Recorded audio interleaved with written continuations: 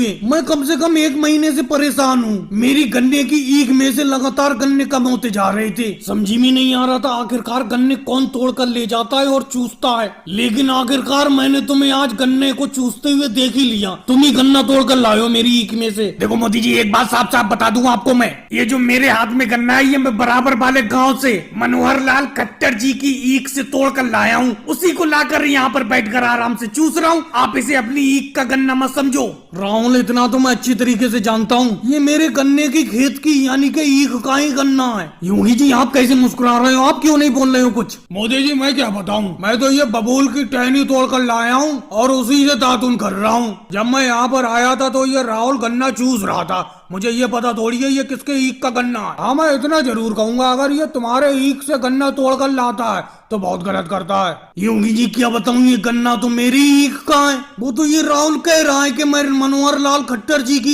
ईख से तोड़ के लाया हूँ। अखिलेश, तुम कैसे चुप हो?